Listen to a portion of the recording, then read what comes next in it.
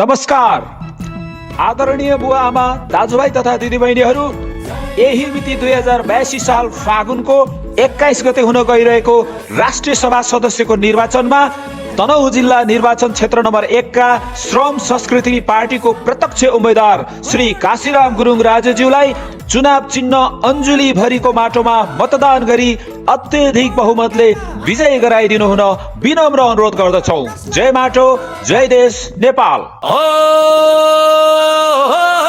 माटोमा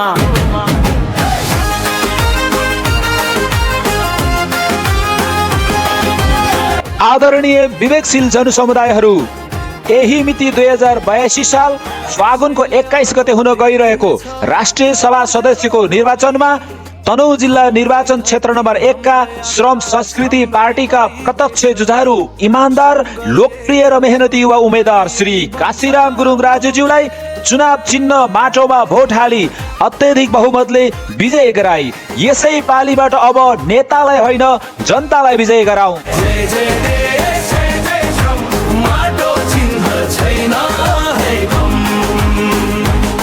साँच्चै यसपालि नेतालाई होइन चुनाव चिन्ह माटोमा भोट हाली जनतालाई अत्यधिक बहुमतले विजय गराऊ। यहाँहरूकै सेवकलाई, यो छोरोलाई, तपाईकै यस आफ्नै भाइ भतिजलाई विजय गराऊ र तनहुँ जिल्लावासीको भविष्य समृद्ध, विकसित र उज्जवल बनाऊ, सफल बनाऊ। नेतृत्व होइन अब अवस्था बदलौ।